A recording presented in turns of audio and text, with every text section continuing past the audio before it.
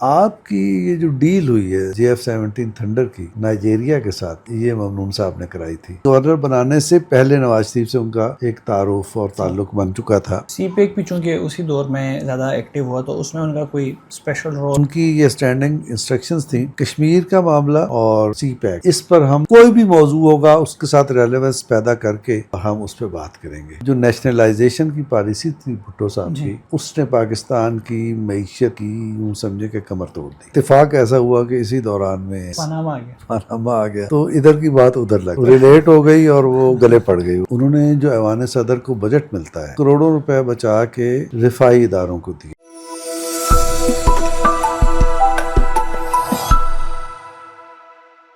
بسم اللہ الرحمن الرحیم. السلام علیکم. میں ہوں مہرخان آباد اور میرے ساتھ موجود ہیں ڈاکٹر فاروق عادل صاحب، جو کالم نگار ہیں، مصنف ہیں، تجزیہ نگار ہیں، اور وہ سابق صدر ممنون حسین مرحوم صاحب کے اسپیچ رائٹر اور ایڈوائزر ہیں.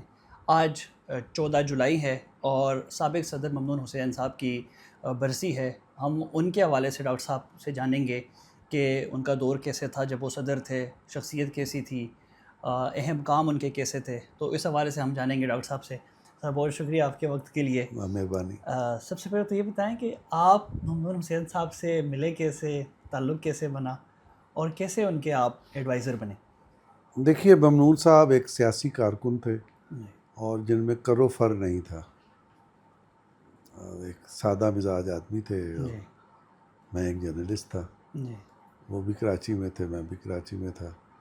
کہیں نہ کہیں تو ان سے ٹاکرا ہونا ہی تھا تو ہو گیا. تو ان سے اب ایک لٹریری آدمی ہیں، یعنی ایک کلچرڈ آدمی ہیں، مہربان آدمی ہیں، تو ان سے آپ کا پھر تعلق ہو ہی جاتا ہے. جب وہ گورنر بنے تو اتفاق ایسا ہے کہ وہ چونکہ میری ایکسیس تھی ان تک، تو پہلا انٹرویو میں نے ہی ان سے کیا. یہ کس دور میں؟ یہ میرا خیال ہے کوئی 98 99 میں کہیں بنے ہوں گے. اب مجھے ایگزیکٹلی تاریخیں یاد نہیں رہتی.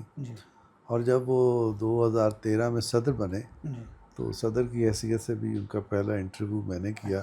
یہ معلوم نہیں تھا کہ ایک دن مجھے ان کے ساتھ آ جانا ہے.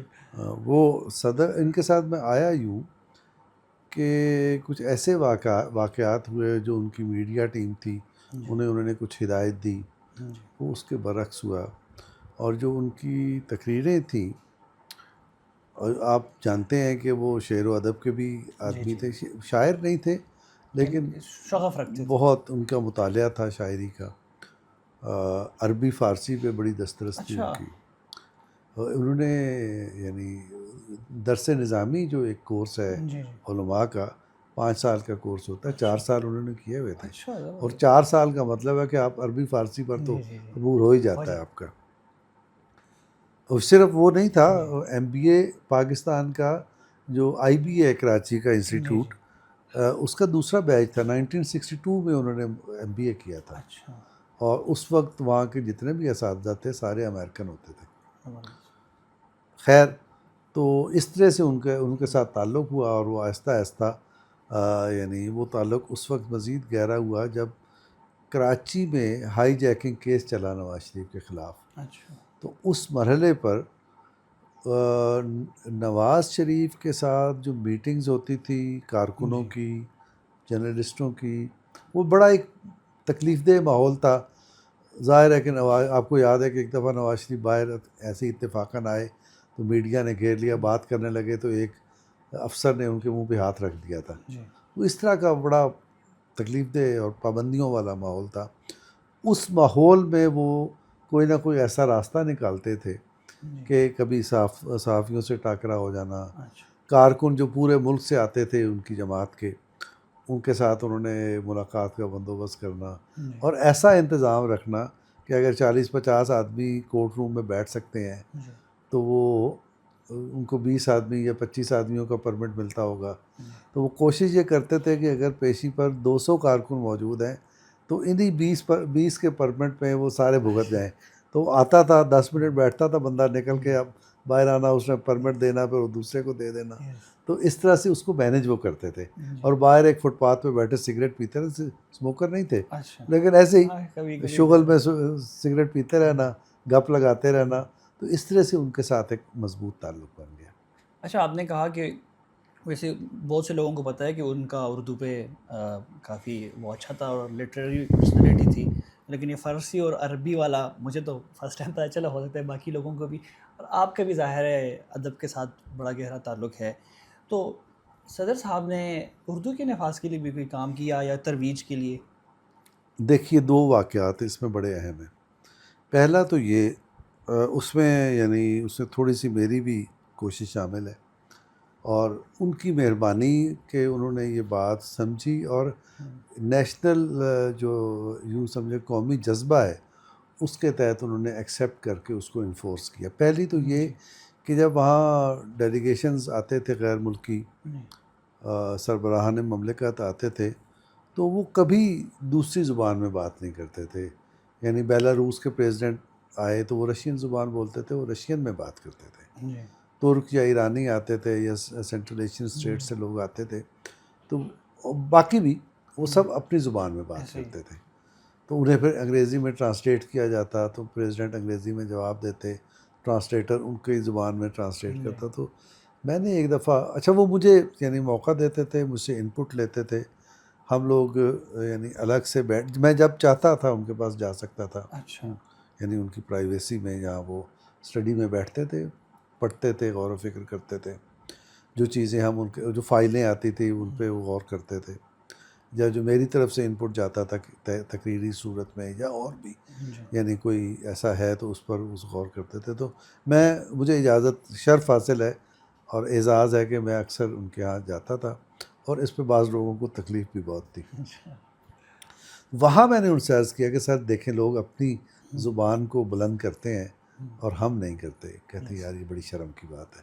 میں نے کہا سر یہ شرم دور ہو سکتا ہے. وہ کہتے کیسے؟ میں نے کہا سر وہ آپ آرڈر کر دیں کہ میں اپنی زبان میں بات کروں گا. تو انہوں نے یہی کیا، اور اس کے بعد فارن آفس نے جو بھی متعلقہ اس سے لوگ تھے انہوں نے پھر یقینی بنایا کہ یہ ہوگا. ایون یہ کہ صدر صاحب چائنا گئے، یہ ایس سی او کی سربراہان مملکت کی کانفرنس میں. پھر ایک سربراہان مملکت کی کانفرنس ہوئی تھی تاشکند میں، جس میں پاکستان اور انڈیا ایک ساتھ ممبر بنے تھے. تو تاشکند کے اجلاس میں، اب شاید 15 میں تھا وہ اجلاس، تو اس میں، اور دنیا میں جہاں بھی گئے، اب میں کیا آپ کو نام بتاؤں، وہ ہر جگہ پریزیڈنٹ نے اردو میں تقریر، اور اس کا پھر لوکل زبان میں ٹرانسلیشن ہوا. ایک رکاوٹ آئی چائنا میں، اس میں چائنا کا قصور نہیں تھا، ہمارا سفیر بیہودہ تھا، خالد مسعود یا ایسا اس کا کوئی نام تھا، اور وہ کوئی ہر چیز کو ڈکٹیٹ کرنے کی کوشش کیا کرتا تھا. تو جب ہمارا تقریر دیکھیں، کہیں بھی پریزیڈنٹ نے، پرائم منسٹر نے، فارن آفس نے، ان لوگوں نے کرنی ہوتی ہے تو بڑی سوچی سمجھی، اور بڑا اس پہ ٹائم لگتا ہے. یہ جو پرچی والی بیہودگی ہے یہ نہیں.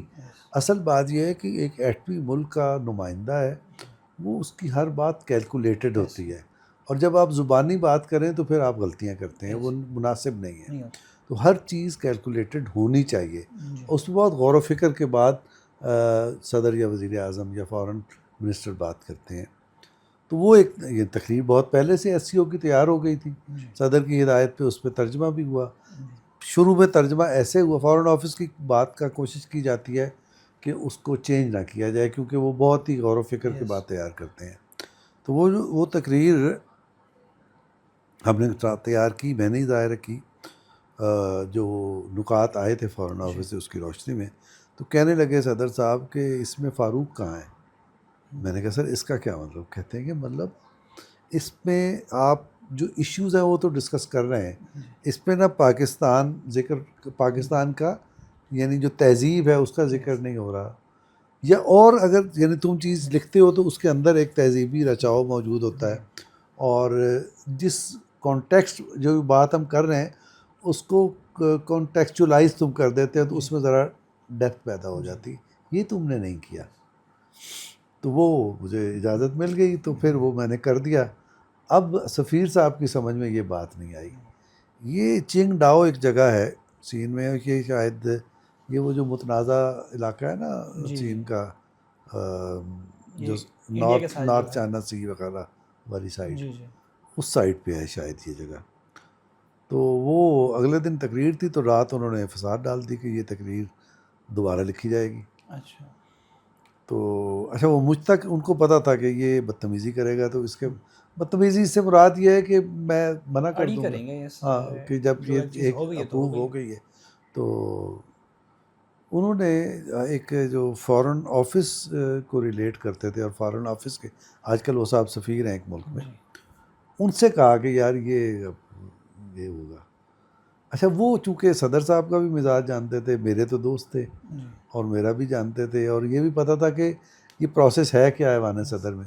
تو انہوں نے کہا کہ یہ تقریر فارن آفس سے جو چیز آئی ہے وہ اور صدر صاحب کی مرضی سے تیار ہوئی ہے، اس میں پاکستان کو زیادہ بہتر ریپرزینٹ کیا گیا ہے. جی تو وہ خاموش ہوئے. اچھا آفیشیل لینگویج 3 ہیں اس کی جی نا ایس سی او کی، جی چائنیز، رشین اور انگریزی. اچھا یہ 3 لینگویجز ہیں، تو اس کے علاوہ کچھ نہیں ہو نہیں سکتا. ہو لیکن ہم نے تو کہا کہ بھائی یہ تو ڈیسیجن ہے، اس پہ تو Yes. کوئی چینج نہیں ہو سکتا. نہیں ہوگا. اور صدر صاحب نے ظاہر ہے کہ فریاد ان تک گئی تو انہوں نے کہا جی یہ تو ڈیسیجن ہے، Yes. ہمارے سپریم کورٹ کا بھی ڈیسیجن آ گیا ہے. جی یعنی اس بعد میں جب سپریم کورٹ کا ڈیسیجن آیا تو ہم مزید سخت ہو گئے جی اور پورے ایوان صدر میں اس کو انفورس کرنے کی کوشش کی. پھر جی ہم نے جو ایک حد تک کامیاب بھی ہوئے، جو پھر عارف علوی صاحب نے اس کو انڈو کر دیا. اچھا لیکن یہ کہ وہاں کا جو ایجوکیشن منسٹری تک کا جتنا آفس ورک تھا، جتنی کارسپانڈنس تھی اردو میں ہوتی تھی اچھا ایوان صدر سے. جی تو علوی صاحب نے اس کو نقصان پہنچایا. تو خیر اس میں انہوں نے کہا جی کہ 3 لینگویجز ہیں، یہاں اور کا ارینجمنٹ ہی نہیں ہے. جی تو ہم نے کہا نہیں یہ تو نہیں، ایسا نہیں ہوگا، اچھا اب تو اردو اب میں وہ بات. اینڈ ٹائم پہ یہ مسئلہ بنا ہوا. ہاں ہم نے کہا جی اردو میں بات ہو گئی، آپ جانیں چینی جانیں، آپ سفیر ہیں نا تو کرے طے کرے. ایسے. لیکن اب جو میں مزے کی بات بتانا چاہتا ہوں وہ یہ کہ وہاں چین کے ایران کے صدر آئے ہوئے تھے خاتمی صاحب. انہوں نے فارسی میں خطاب کیا، اس کا ٹرانسلیشن وہاں ہوا. جی متعلقہ وہ تینوں متعلقہ جو لینگویج، انگریزی میں ہوا، رشین میں ہوا، ٹرکش میں ہوا، چائنیز میں. چائنیز میں ہوا، ان کا ہوا. یہ مودی بھی گیا ہوا تھا، اچھا اس نے ہندی میں خطاب کیا، اس اچھا. کا بھی ہوا. تو ہمارا تو ہمارا بھی ہوا پھر نا. اچھا یہ تو ان کا ادبی ایک پہلو ادبی نہیں، نیشنل نیشنل یس آئیڈینٹی ہے یہ. ہاں تو بطور پولیٹیشین وہ کیسے تھے؟ ان کو صدر بنایا گیا، اس سے پہلے وہ گورنر بنے، تو دیکھیں میں آپ کو سیاستدان کیسے؟ میں 2 باتیں عرض کرتا ہوں اس میں.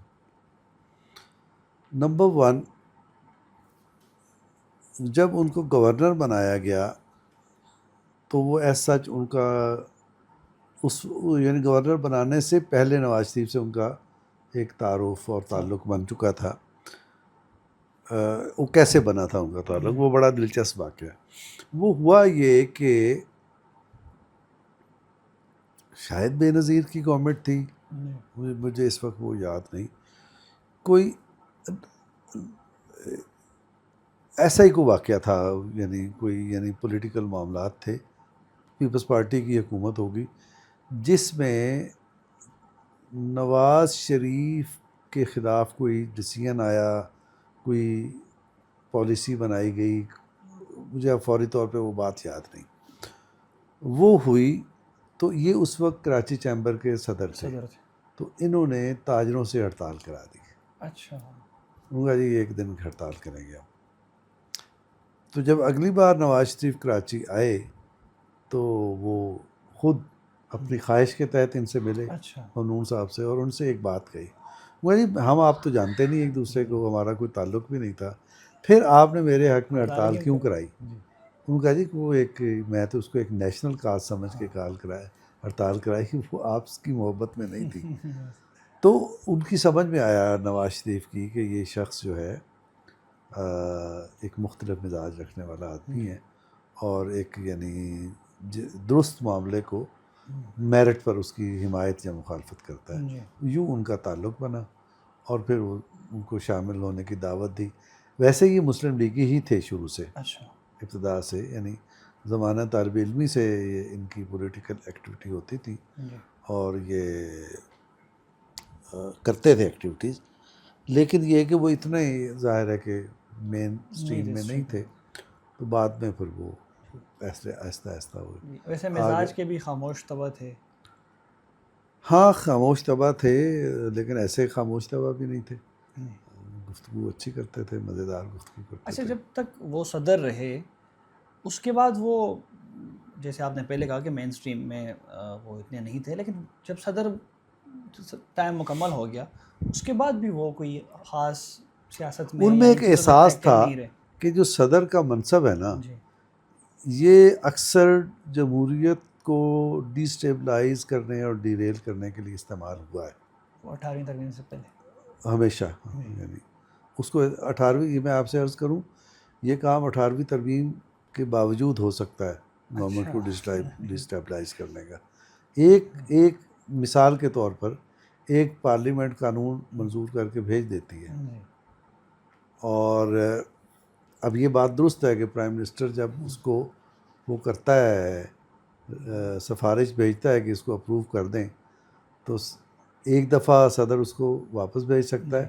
اگلی دفعہ اگر صدر اپروو نہ کرے تو 15 دن کے بعد از خود اپروو ہو جاتا ہے. لیکن یہ جو 15 دن ہے یہ قیامت کے ہو سکتے ہیں، اس میں بہت کچھ ہو سکتا ہے.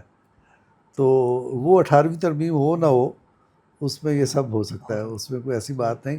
تو ان کو یہ احساس تھا کہ اگر میں صدر بناؤں تو اس دور میں کچھ ایسا نہیں ہونا چاہیے جس کے لیے یعنی ہمارا آئینی نظام غیر مستحکم ہو، ڈیموکریسی ڈیریل ہو، اور مجھے اس کی اسٹرینتھن کے لیے کام کرنا چاہیے.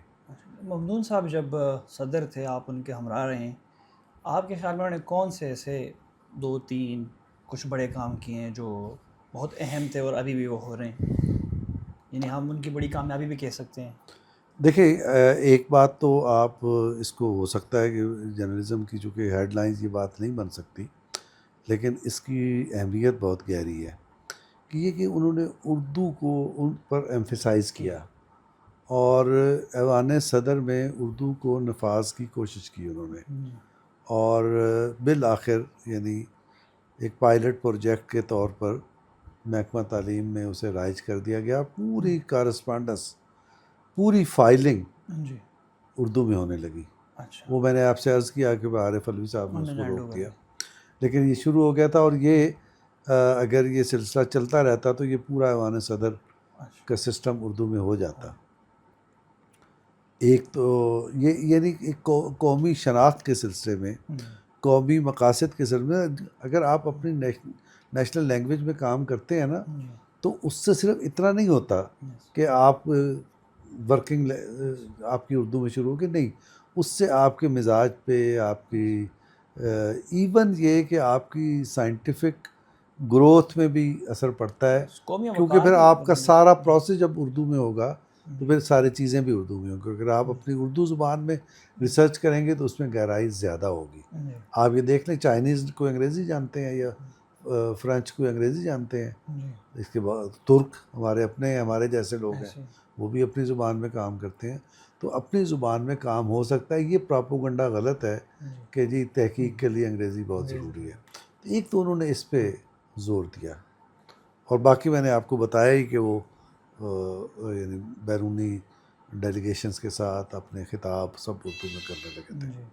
ایک تو اس کا یعنی یہ ایک بڑا کنٹریبیوشن ہے.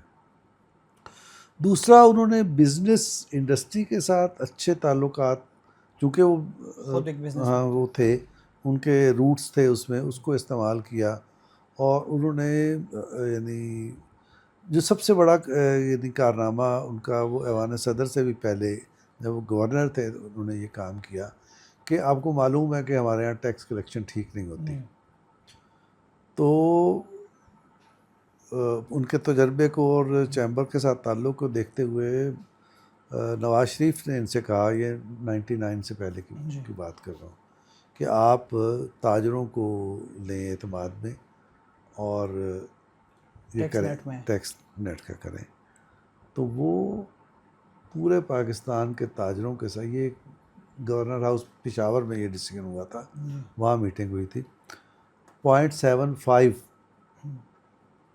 روپی اس پرسنٹ، یہ فیصلہ ہو گیا تھا کہ 0.75 یعنی 100 روپے پہ 75 پیسے ہوں گے. ٹیکس دیں گے یہ چھوٹے تاجر اور یہ جو سب نہیں دیتے، جی. وہ ٹیکس نیٹ میں آنے پہ اس پہ تیار ہو گئے تھے. اچھا. ڈسیزن ہو گیا تھا، معاہدہ ہو گیا تھا، جسے پرویز مشرف نے آگے سبوتاج کر دیا. اچھا. یہ ایک بڑا ان کا کنٹریبیوشن ہے. دوسرے ایک تو میں نے آپ سے تاجروں والی کہی، اور تاجروں کے ساتھ مسلسل میٹنگز ہونی، اور ایک میٹنگ میں نواز شریف بھی شریک ہوئے. اچھا. یعنی ان کے پریزیڈنٹ ممنون اور پرائم منسٹر نواز شریف جی. دونوں نے مشترکہ صدارت کی، جس میں پورے ملک کے تاجر اور صنعت کاروں کے نمائندے شریک تھے. اس میں پھر فیصلہ ہوا تھا کہ ہماری تجارتی پالیسی کیا ہوگی، جی.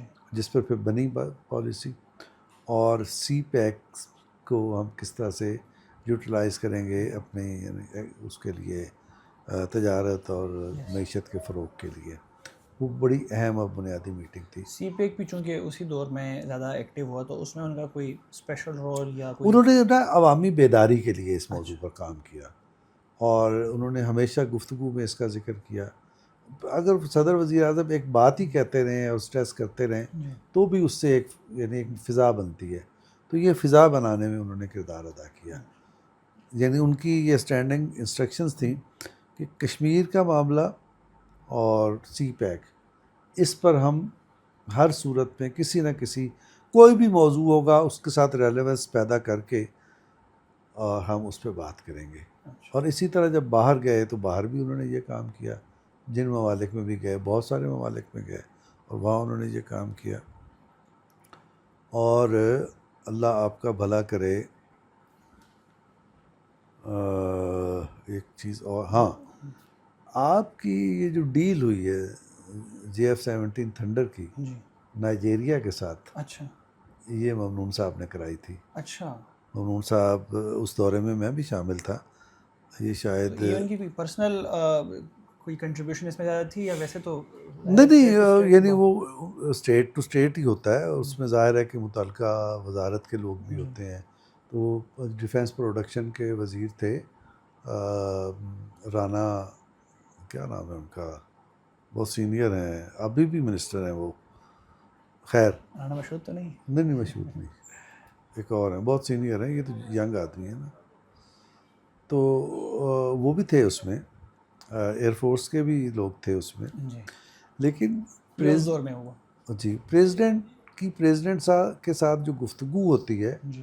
وہ انیشیٹ کر کے اتنی متاثر کن گفتگو کرے جی. کہ وہ یعنی آدمی اس کو ان کی بات کو وزن دے اور آگے بڑھے. تو وہاں سے یہ بات شروع ہوئی تھی، اور بعد میں پھر یہ آگے بڑھتی گئی اور ہمارا ان کے ساتھ ایگریمنٹ ہو گیا. آذربائیجان کے ساتھ بھی اس سلسلے میں ان کا کافی، ہاں، کافی ان کی اس میں خدمت ہے. اچھا، جو اپوزیشن ہے یا جو مخالفین ہم کہہ سکتے ہیں، جیسے پہلے بھی آپ نے کہا کہ انہوں نے بے نظیر کے اگینسٹ اور نواز شریف کے حق میں بھی ایک دفعہ پروٹیسٹ وغیرہ کیا، تو وہ خود چونکہ کراچی سے بھی تھے اور پھر وہ پہلے سے مسلم لیگی بھی تھے، تو پیپلز پارٹی کے ساتھ ان کا ریلیشن کیسے تھا، یا اس حوالے سے ان کا کیا خیال تھا؟ ان کا یہ خیال تھا کہ پاکستان کی معیشت جو مستحکم نہیں ہو پا رہی، اور اس کے بہت سارے ملٹیپل وجوہات ہیں اس کی، لیکن ایک جو سب سے بڑی وجہ یہ ہے کہ جو نیشنلائزیشن کی پالیسی تھی بھٹو صاحب کی، اس نے پاکستان کی معیشت کی یوں سمجھے کہ کمر توڑ دی. یہ ان کی بڑی سوچی سمجھی رائے تھی، اور وہ اس کا اظہار بھی کرتے تھے، اور اس وجہ سے کبھی کبھی وہ بٹر بھی ہو جاتے تھے. اچھا، وہ خود تو متاثر نہیں تھا نا اس کی؟ نہیں، ان کا کیا، وہ بڑے صنعت کار تو وہ نہیں تھے، بہت چھوٹے تاجر اور چھوٹے صنعت کار تھے. تو آپ کیا سمجھتے ہیں کہ صدارت کے بعد انہیں کوئی رول پلے کرنا چاہیے تھا، خاص کر چونکہ نواز شریف کے دور میں پاناما بھی آیا تھا؟ بلکہ اس سے یاد آیا، پاناما کے حوالے سے جب پاناما آیا تو اس وقت ان کا کیا؟ دو باتیں تھیں. ایک تو یہ تھا کہ ان کا خیال تھا کہ یہ بکواس ہے، اچھا، اور اس کا کوئی امپیکٹ نہیں ہوگا، اور اس میں کوئی بڑا اسٹرانگ کیس نہیں ہے، اور پاناما میں بھی کچھ نہیں ہے. اور بعد میں وقت نے ثابت کیا کہ واقعی اس میں کچھ نہیں نکلا نہیں تھا. لیکن اس میں ایک لطیفہ یا ایک حادثہ ہوا اس زمانے میں. یہ اس زمانے کی بات ہے. اس زمانے میں آپ کو پتہ ہے کہ بعض اچانک کچھ لوگوں کے اکاؤنٹ میں پیسے نکل آیا کرتے تھے.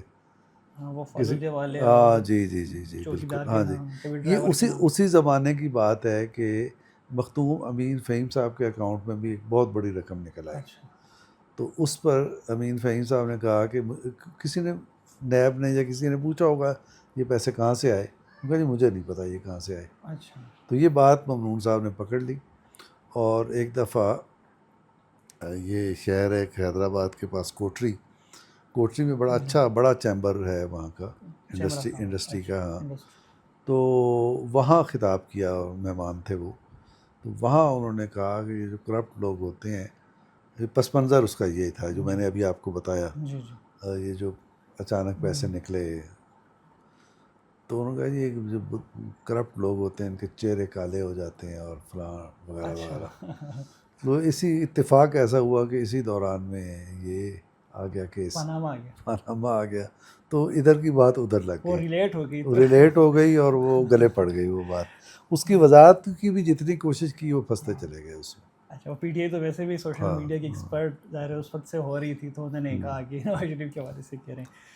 تو ایسی کوئی بات، ایک تو آپ کی چلے فارمل جو میٹنگز ہوتی ہیں یا آفیشیل جو ڈیلنگ ہوتی ہے، لیکن ظاہر آپ ان کے ساتھ تھے تو بہت سارے جو نجی لمحات ہوتے ہیں اس میں بھی آپ لوگ بیٹھتے رہیں گے، بات چیت چلتی رہی ہوگی. کوئی ایسی بات جو آپ کو یاد ہو ان کی اور وہ بہت یادگار لمحہ وہ ہو؟ پیسے کے استعمال میں بڑے محتاط تھے. اچھا ایون یہ کہ وہ ٹیشو پیپر کا بھی استعمال میں احتیاط کرتے تھے، اور جیب میں رومال ہوتا تھا ان کے، اچھا. کہ یار کہتے تھے یہ 50 پیسے کا ہے ٹیشو پیپر، تو یہ سرکار کا، پانی بہت لگتا ہے ٹیشو پیپر پہ.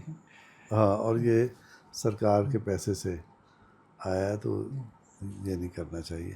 تو اس سے یعنی ان کی احتیاط پسندی کا یعنی وہ ہوتا ہے. وہ اور اس کو وہ یوں سمجھیں کہ بچت بھی کرتے تھے اور اس کو ذمہ داری سمجھتے تھے بطور مسلمان کہ مجھے ہاں وہ نہیں کرنا اصراف ہے، نہیں کرنا چاہیے. اسراف نہیں کرنا تو چاہیے. کبھی دوسرے نہیں، ہو سکی ہے کبھی انہوں نے؟ میں عرض کرتا ہوں ایک اور چیز بتانا ہے. دوسرے ان کے دور میں انہوں نے جو ایوان صدر کو بجٹ ملتا ہے جی. اس بجٹ میں ہمیشہ بچت کی، اچھا کروڑوں روپے بچائے، اور کروڑوں روپے بچا کے رفائی اداروں کو دیے. اب میرے فوراً یاد نہیں ہے کتنے، لیکن دو باتیں یاد آ رہی ہیں. ایک کو شاید کوئی کینسر کا یا کوئی ایسا ہاسپٹل بنا ادھر خیبر پختونخوا کے علاقے میں، بنوں میں. اچھا تو مجھے یاد ہے کہ پتہ نہیں 50 لاکھ یا 1 کروڑ روپے فوری طور پہ جو بچت تھی جی وہ ادھر بھیج دی. گوادر میں نمل یونیورسٹی سے انہوں نے یہ کہا کہ گوادر میں آپ خاص طور پہ چائنیز یا اور بھی جو انٹرنیشنل لینگویجز ہیں انہیں پڑھانے کا لیے وہاں اپنا کیمپس قائم کریں. اچھا تو اس کے قائم کرنے کے لیے بنیادی رقم یہ سے بچت سے. یہ اسی بچت سے دی گئی تھی. اچھا اور وہاں جب کیمپس بنا، اب مجھے نہیں پتا وہ کس مرحلے میں ہے، لیکن جب وہ ہوئی تو نمل والے آئے کہ سر وہ ہم نے قائم کر دیا ہے اور ہم نے اس کا نام رکھا ہے ممنون حسین انسٹیٹیوٹ آف پتہ نہیں کیا. اچھا تو صدر صاحب اور آئیں آپ اس کا افتتاح کریں. تو صدر صاحب خفا ہوئے، کہنے کہ آپ میرے نام سے کیوں رکھے؟ وہ آپ رکھیں، لیاقت علی خان کے نام سے رکھیں، اچھا اقبال کے نام سے، قائد اعظم کے نام سے رکھیں. میرا یہ کیا کر رہے ہیں آپ؟ تو آپ یہ دیکھیں کہ انہوں نے بہت سارے ایسے کام کیے لیکن انہوں نے کبھی اپنے نام کی اس طرح تختی نہیں لگوائی. ویسے یہاں تو پاکستان میں بھرمار ہے کہ ہاں اپنے سیاسی جو اکابرین ان کے ناموں پر. نہیں نہیں نہیں تو کبھی غصہ کیا انہوں نے کبھی اس طرح کا نہیں، وہ موقع غصہ آیا؟ نہیں کرتے تھے. اور وہ یعنی آپ یہ سمجھے کہ ان کے زمانے میں جو ایوان صدر تھا جی وہ ایک فیملی کی طرح کام اچھا کرتا تھا. یعنی بہت ہی جو نچلے درجے کے جو ملازمین ہوتی ہیں جن کی صدر تک رسائی نہیں ہوتی، وہ بھی بڑے اچھا. اس معاملے میں تو بعض لوگ لالچی بہت ہوتے ہیں نا جی کہ جی فلاں صدر تھا تو اتنے ہمیں اضافی تنخواہیں مل گئیں تو یہ ہو گیا. تو یہ تو ان کے دور میں بہت کم ہوا. لیکن یہ کہ نرمی، محبت، لوگوں کے کام آنا، میں آپ کو ایک مثال دیتا ہوں. جس رات مارشل لا لگا ہے جی اور انہوں نے ریزائن کیا گورنرشپ سے، اچھا تو جی 1999 میں، 99 تو وہ گورنر تھے اس وقت. جی تو جب وہ نکلے ہیں تو یہ ممنون صاحب جو تھے وہ آفیسر سے اور جو نچلے ماتحت جتنے بھی ہوتے ہیں سب سے انہیں ملے، ان کا یعنی پیٹ تپتپائی، شکریہ ادا کیا، اگر کسی کی مدد کی ضرورت تھی تو مدد کی. اسی طرح بیگم صاحبہ جو تھی وہ ملازمین کے گھروں کی طرف چلی گئیں، اچھا ان لوگوں سے مل کے. یہاں بھی یہی صورتحال تھی، اور انہوں نے یعنی بیگم ممنون صاحب نے صدر صاحب کی ظاہر ہے کہ آشیرواد سے ہی تعلیمی سسٹم قائم کیا ایوان صدر میں. اچھا اور ایوان صدر کے حال جہاں کبھی کچھ اور ہوتا ہوگا، وہاں درس قرآن ہو رہا ہے تو ایوان صدر کے جتنے ملازمین ہیں، آفیسرز کی بچیاں ہیں، ان کی بیگمات ہیں، نچلے کلرکوں تک کی، نائب قاصد تک کی، وہ سب وہ اس میں آتے تھے اور اس کی چیز ہوتی تھی. اور یہ ایک مستقل فیچر بن گیا تھا. یہ بھی عارف علوی صاحب کے بعد کے دور میں ختم ہو گیا. اچھا سر، کامیابیاں تو ہم نے ان کی ڈسکس کر لیا. آپ نے کہا کہ انہوں نے سی پیک کے حوالے سے عوامی بیداری پہ کام کیا، JF-17 تھنڈر کے حوالے سے انہوں نے بہت کام کیا، اور یہ ان کی کامیابیاں ہیں. اور باقی اردو کے حوالے سے انہوں نے کام کیا. لیکن کچھ لوگوں کی ناکامیاں بھی تو ہوتی ہیں. ظاہر انسان ایک چیز چاہتا ہے اور بعض اوقات وہ کسی بھی وجہ سے نہیں ہو پاتی. تو آپ کے خیال میں ان کی کچھ ایسی ناکامیاں ہیں؟ اب آپ ان کو ناکامی کہیں یا ان کی مزاج کی خوبی کہیں، یا یعنی ہر آدمی کا اپنا ایک مزاج ہوتا ہے. انہیں نمایاں ہونے کا شوق نہیں تھا. اچھا تو یعنی بطور صدر آپ ذرا سی بھی کوئی واردات کر دیں تو آپ نمایاں ہو سکتے ہیں. تو وہ کبھی آمادہ نہیں ہوئے. لوگوں نے کوشش کی.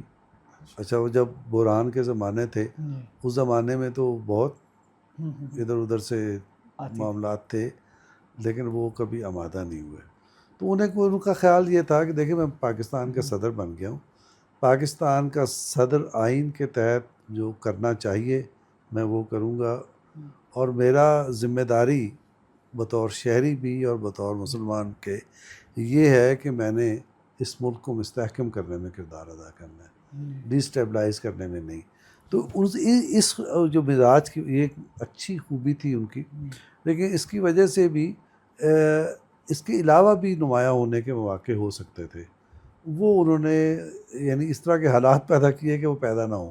تو آپ تو خود میڈیا شناس ہیں، آپ نے ان کو کوئی ایسی اس طرف راغب نہیں کرنے کی کوشش؟ ہاں وہ یعنی انہوں نے کہا کہ یار ہمارا کام یہ نہیں. میں نے ایک بات ان کو مشورہ دیا کہ ٹھیک ہے ہمارا دور گزر گیا، تو اب آپ ایسا کریں کہ کراچی تو آپ کا گھر ہی ہے، لیکن آپ رہیں اسلام آباد میں، اور یعنی آپ ایک بزرگ کے طور پر یعنی سیاسی ہم آہنگی پیدا کرنے کے لیے اور سیاست میں جو بٹرنس آ گئی ہے اس کی کمی کے لیے کام کریں. تو ایک تو یہ میری تجویز تھی جو انہوں نے کہا کہ یار چھوڑو یہ سب. اس کی بھی شاید وجہ وہی ہو کہ وہ مزاج ان کا ایسا تھا کہ شاید. دوسرا جب بہت ہی یعنی بحران کے دن تھے تو ایک دفعہ میں نے انہیں مشورہ دیا کہ سر یہ حکومت اپوزیشن دونوں کو آپ اجلاس بلائیں، اس میں سارے لوگ شامل ہوں، اور اس میں کہیں کہ آپ سیاست ضرور کریں لیکن ملک کو غیر مستحکم نہ کریں، اور اس پہ آپ ایک یعنی یوں سمجھیں کہ ایک معاہدہ کرائیں جیسے میثاق جمہوریت ہے. یہ پاناما والا ٹائم تو نہیں تھا؟ شاید اس کے آس پاس کا ہی زمانہ تھا نا، جب نواز شریف کو ہٹانے سے پہلے کی بات. تو یہ تو ہو سکتا ہے نا کہ ہم سیاست کریں، ایک دوسرے کی مخالفت کریں، لیکن ملک غیر مستحکم نہ ہو، ایسا کوئی میثاق ہو جائے. تو اب میں سمجھ میں نہیں آیا، میں نہیں سمجھ پا رہا کہ ان کا یار چھوڑ میرے کہنے پہ کون آئے گا. تو یہ ایک اس طرح کی بات. لیکن ایک بات جو ہے نا ان کے جو سفارتکاری، وہ سفارتکار تو نہیں تھے لیکن وہ بڑا کمال کا کام کرتے تھے. ایک بار یہ ہوا کہ یہ وہاں کی بات ہے، سمرقند کی بات ہے. جی بالکل. تو ایس سی او کا سربراہ اجلاس میں جو سائیڈ لائن میٹنگز ہوتی ہیں تو ان میں کئی لوگوں سے میٹنگز تھی. ایک میٹنگ اشرف غنی سے بھی تھی. اچھا، افغانستان سے. تو آ کے بیٹھتے ہی اس نے نہایت یعنی ان ڈپلومیٹک وے میں گفتگو شروع کر دی، اور بہت بس یوں سمجھے گالیاں نہیں دی، باقی سب کچھ کیا اس نے. تو 2 بندے تھے، ہاں ایک فارن سیکرٹری تھے اور ایک یہ تھے سرتاج عزیز صاحب۔ صدر صاحب نے پہلے تو فارن سیکرٹری سے کہا کہ آپ اس کو جواب دیں۔ اچھا پتہ نہیں فارن سیکرٹری صاحب، اب وہ آگے پریزیڈنٹ بیٹھا ہوا ہاں ہے یہ ظاہر ہے وہ تو فارن سیکرٹری کو بھی پتہ ہوتا ہے نا کہ میں کس حد تک جا بول سکتا ہوں، سکتا تو انہوں نے بات کی لیکن ٹھیک مزہ مطلب نہیں آیا۔ صدر صاحب مطمئن نہیں ہوئے اس سے۔ پھر سرتاج صاحب سے کہا کہ آپ اس کو دیں جواب، تو وہ اس کو چپ نہیں کرا سکے، نہ سرتاج صاحب نہ فارن سیکرٹری۔ اچھا تو پھر صدر صاحب خود گفتگو بولے۔ ہاں پھر بولے، تو جب انہوں نے گفتگو شروع کی تو اس نے ایک اور یعنی بد اخلاقی کا یہ مظاہرہ کیا اشرف غنی نے، وہ اٹھ کے کھڑا ہو گیا۔ اچھا ممنون صاحب نے گفتگو شروع کی تو وہ اٹھ کے کھڑا ہو گیا، یہ ایک اور بدتمیزی تھی۔ یس تو ممنون صاحب بھی کھڑے ہو گئے، اور وہ اب یہ میز کے ارد گرد بیٹھے ہیں نا، اس طرف ایک فریق ہے، اس طرف دوسرا فریق ہے، ادھر وہ تھا، یہ چلتے ہوئے وہاں جا کے اکٹھے ہو گئے۔ اچھا تو ممنون صاحب نے اس کو یوں ایسے پکڑ لیا، ایسے اچھا اسے کہا کہ دیکھو ہم افغانستان کو اسٹیبل کرنے کے لیے آپ کے ساتھ تعاون کر رہے ہیں، آپ جو کام کر رہے ہیں اس سے ہمیں تو آپ نقصان پہنچائیں گے، سو پہنچائیں گے، افغانستان کو تباہ کر دیں گے، آپ انڈیا کو کہنے میں آ کے یہ سب نہ کریں۔